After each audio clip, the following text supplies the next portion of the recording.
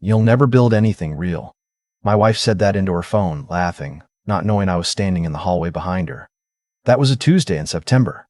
By Friday, I had found the messages. By the following Wednesday, I had placed her packed luggage by the front door and walked out to my car without looking back. That was 8 months ago. Last week, her application landed on my desk. The position, Senior Associate, Harper & Cole Architecture. The hiring manager who forwarded it to me had no idea who she was. I read her cover letter twice, set it down, and typed 3 words to HR, not a fit. My name is Daniel Mercer. I am 41 years old. I am a licensed architect with my own firm, a dog named Brutus who takes up 3/4 of my bed. And for the first time in 11 years, a life that feels entirely my own. What I am about to tell you is not a story about revenge. It is a story about the slow, quiet process of understanding your own worth, after someone has spent years convincing you that you have none. My wife. I will call her Claire, because that is her name and she has earned every syllable of what follows. Was brilliant when I met her. Genuinely, dazzlingly brilliant. She was finishing her MBA at Northwestern when we started dating. I was 29, already licensed, already building a modest reputation doing residential work on Chicago's North Side. She was ambitious in a way I found magnetic. I thought ambition like that was contagious. I thought being close to someone who believed so ferociously in her own future would pull me upward too.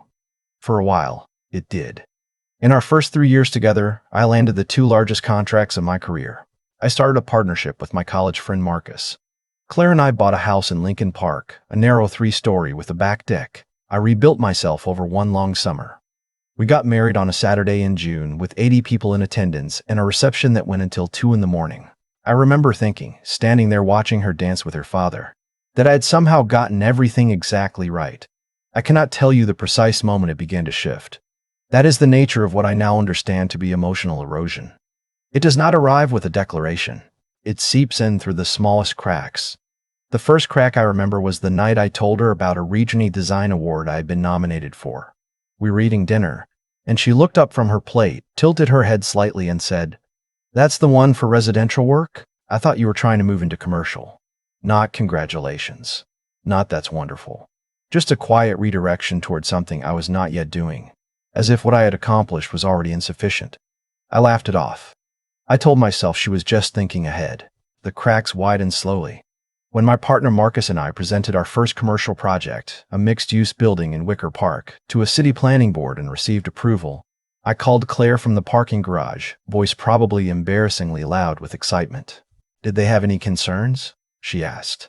That was her first question. Not how did it go, not tell me everything. Did they have any concerns? At dinner parties with her business school friends, she had a particular habit. Someone would ask about my work, and before I could answer, she would step in. "Daniel does lovely residential stuff.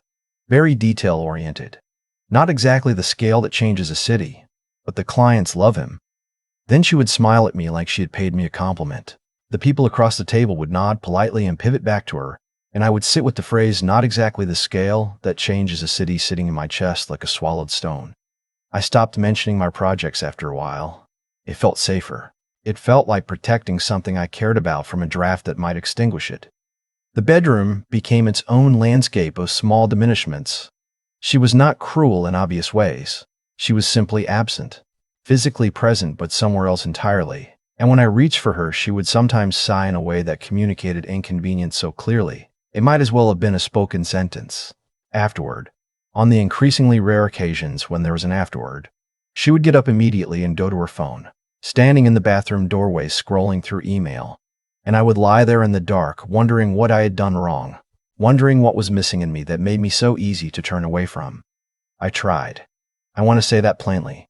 I suggested counseling twice. The first time, Claire said we didn't need it, that I was catastrophizing. The second time, about 3 years ago, she agreed to go. We attended 4 sessions with a therapist named Dr. Howard. In the 3rd session, Claire described our marriage as fundamentally solid, characterized by a slight communication mismatch. She said it with such confidence, such precision, that I found myself nodding along. The therapist looked at me and asked if that resonated with my experience. I said yes. I do not know why I said yes. We stopped going after session 4 because Claire had a product launch and the scheduling became difficult. I never pushed to reschedule. The dinner party where everything broke open happened on a Thursday night in late September. Claire's firm was celebrating the close of a major acquisition. She was a senior director of strategy at a mid-sized consulting firm, and a group of 8 from her office came to our house. I'd been cooking since 4 in the afternoon. Roasted chicken, 2 kinds of salad, homemade bread, a chocolate tart that had taken me the better part of an hour. The house was clean. The table was set properly. I had done everything I could think of to make the evening work. For the first 2 hours, it did work. Her colleagues were mostly pleasant. A woman named Diane asked about the built-ins I had designed for our living room and seemed genuinely interested when I explained the process. I felt, briefly, like myself. Then the conversation turned to the new development going up 3 blocks from our house. A large mixed-income residential tower. Someone asked if I had any involvement in it. Before I could answer, Claire set down her wine glass and said with an easy laugh, "Daniel works at a different scale. He does charming little remodels for people who want their kitchen to feel cozy. It's a very sweet niche." She turned to me then, smiling. "Isn't that right, honey?" The table went quiet for just a moment. Diane looked at her fork. The man to my left, whose name I had already forgotten, took a long sip of water. "More or less," I said. I finished the evening. I cleared the plates. I poured the coffee. I sliced the chocolate tart and served it with a steadiness that I have since recognized as the particular stillness of a man who has decided something without yet knowing he has decided it. When the last guest left, Claire kicked off her heels in the entryway and said it had been a great night. I did not say anything. I went to the kitchen and started washing dishes. That night, while she slept, I sat in the dark in my home office, the room she called my little studio. And I let myself feel, fully and without interruption, how small I had become inside this marriage. Not small in the world. Small in this house. Small to her. And I thought about how long I'd been arranging myself around that smallness, trying to take up less space, making myself easier to dismiss so there would be less friction. The discovery came 2 days later, on a Saturday morning. Claire was at a yoga class, or what I believed was a yoga class, and I was looking for a document on her laptop. Something related to our joint account that her accountant had emailed. Her laptop was open on the kitchen counter. I had used it before with her permission, and thought nothing of it. I found the email folder I needed, and then in the sidebar, I saw a name I recognized. Preston Hale. He was a partner at her firm. I had met him twice at company events. He had a firm handshake and very white teeth, and I had no particular feeling about him either way. The first message I opened was from 6 months ago. I will not reproduce what it said. I will say only that it was explicit, affectionate in a way she had not been with me in years, and signed with 3 letters that were not his initials but clearly meant something to both of them. I sat down on the kitchen stool. I read 14 more messages. I checked the dates. The earliest I could find was 9 months ago, though the tone of the early ones suggested a familiarity that had already been developing for some time before that. I closed the laptop with a care that surprised me. I sat very still for what was probably 4 minutes. Then I took out my phone and called Marcus. "I need you to do me a favor," I said when he answered. "Can you look up a divorce attorney? Someone good. And don't ask me why yet."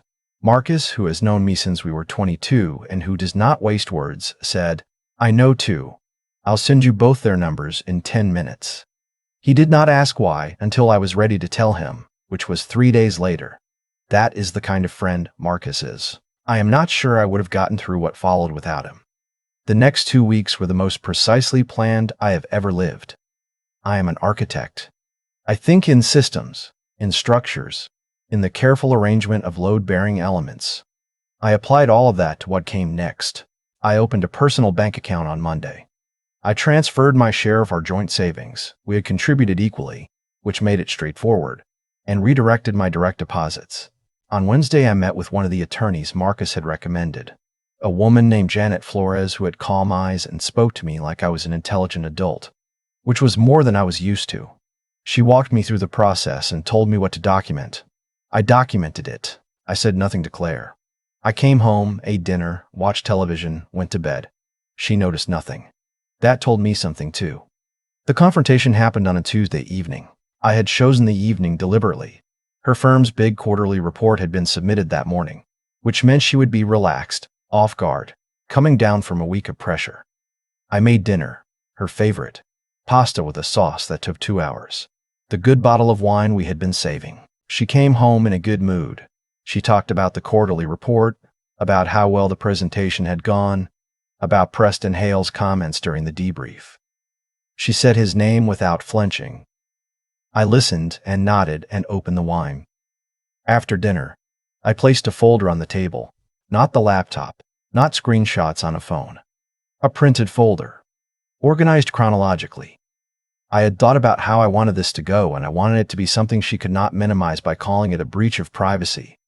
I wanted the evidence to exist outside of a screen. We need to talk about what's in here, I said. She looked at the folder. Her expression moved through several things quickly before settling on a familiar expression. The slightly impatient look she used when I was being, in her words, overly sensitive. She opened it. She looked at the first page. She closed it. You went through my private correspondence, she said. I opened a folder on your laptop looking for our accountant's email, I said. I wasn't looking for anything. This is a violation of Claire. I kept my voice very even. I'm not here to argue about how I found it. I'm here because I found it. There was a long silence. She refilled her wine glass, which I found remarkable. Then she said, It's not what you're reading into it. 9 months of messages is not a misunderstanding. She was quiet again. Then, in a voice I had heard her use in negotiations, controlled, strategic, paced, she said, Our marriage hasn't been working for a long time. You know that. I know I suggested counseling twice, I said, and that both times it didn't happen. Because counseling wasn't the issue. The issue is that we want different things. She looked at me across the table. You want small and comfortable. I need more than that. I looked at her. I thought about all the dinners I had made, all the dishes I had washed after her gatherings, all the evenings I had spent in my little studio, as she called it, working on the projects she considered charming and small, trying to build something I could be proud of while she quietly, consistently communicated that pride was an overreaction to ordinary work. You're right, I said. We want different things. She seemed surprised that I had not argued. That surprise was, in a small way, satisfying. I'll be staying with Marcus, I said. The attorney's name is on the back page of that folder. You'll want to get your own representation. She stood up. The negotiating voice was gone. You're leaving. Right now. Yes. Because of a few emails. Because of 11 years, I said. The emails are just the part I can document. She said several things after that. She said I was being dramatic. She said I had always had a problem accepting that she was the more successful one. Which was interesting because I had never thought of our marriage as a competition, and the fact that she had was its own kind of answer. She said I would regret it. She said I would not find anyone who understood me the way she did. That last one, which she meant as a threat, landed differently than she intended. She was right that she understood me. She had understood me well enough to know precisely which words would make me feel inadequate. I was not sure that was something I was losing. I picked up my bag from the hallway. I had packed it that morning, and I walked out to my car. She followed me to the porch. She called my name twice. I got in the car and drove to Marcus's apartment and sat in his kitchen while he made coffee without asking any questions. And somewhere in the 15 minutes it took him to make that coffee, I started to feel, underneath the grief and the shock and the strange humiliation of a marriage ending in a front hallway, something I had not felt in years. Room. Like a room in my chest that had been closed off for so long I had forgotten it was there. And now the door had been opened, and there was air moving through it. The weeks that followed were not easy. I will not pretend otherwise. Claire's approach to the separation was methodical in ways that made Janet Flores earn every dollar of her retainer. She attempted to contest the division of the Lincoln Park house. She called my parents, to tell them I had blindsided her with a separation after a single argument, a version of events so far from reality that my mother, who is 70 and does not use the word lightly, described it as a lie. She had Preston Hale draft a character statement suggesting I had been emotionally distant and professionally unfulfilling as a husband, which Janet's paralegal described, in a flat professional tone, as the most unusual document she had processed in 3 years. None of it worked. The evidence was clear. The settlement was reached in 11 weeks. I moved into an apartment in Andersonville, the kind of place I had always secretly wanted. High ceilings, east-facing windows, a second bedroom I turned into a proper studio with a drafting table, and the good lamp and no one's opinion about what belonged in it. I hung the fishing prints my grandfather had left me, the ones that had spent 4 years in a closet because Claire found them visually busy. I bought a dog, something I had wanted for years and always been told was impractical. Brutus is a 50-pound mixed breed with ears that cannot agree on a direction and a personality that could generously be described as confident. He sleeps on the bed, and I let him. At work, something unexpected happened. The project I had been most hesitant to pursue, a public library commission for a mid-sized city in downstate Illinois, the largest project Harper & Cole had ever bid on. I had been deferring on the proposal for months. I had told Marcus we were not quite ready. What I meant, though I did not understand this until much later, was that Claire's voice had taken up residence in my head, and that voice had been telling me for years that I was not a city-changing architect. I was a charming, small-scale architect. Cozy, sweet. Not exactly the scale. I submitted the proposal on a Thursday in January. Marcus and I had worked on it for 3 weeks. It was the best work I have ever put on paper. We received the commission in March. The call came on a Wednesday afternoon. I was eating lunch at my desk when Marcus knocked on my office door frame and said quietly, "We got it." I put down my sandwich and sat there for a moment. Then I walked to the window and looked out at the street below and allowed myself to feel, without qualification or apology, proud. Not proud in the way you feel when someone tells you that you did a nice job. Proud in the way that reaches into your chest and stays.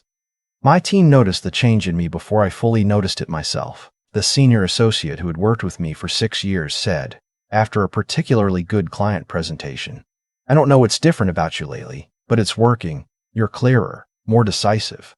I told her things had changed at home. She nodded and did not ask more, which was the right instinct. I started therapy with a psychologist named Dr. Ramon Chen, whom my attorney had recommended for clients going through high-conflict divorces. In our third session, I described the evening of the dinner party, and the ones before it, and the way Claire's voice had followed me into my work and my sleep and my sense of my own capability. Dr. Chen listened and then said, calmly and without drama, "What you're describing is a sustained pattern of belittlement with the function of maintaining a power differential in the relationship. It's a form of emotional abuse, and it is common in partnerships where one person fears being outpaced by the other." She was afraid of being outpaced by me, I said. It genuinely had not occurred to me. It's one possibility, he said. Another is that control was simply how she understood intimacy. Neither interpretation makes it acceptable. I thought about that for a long time.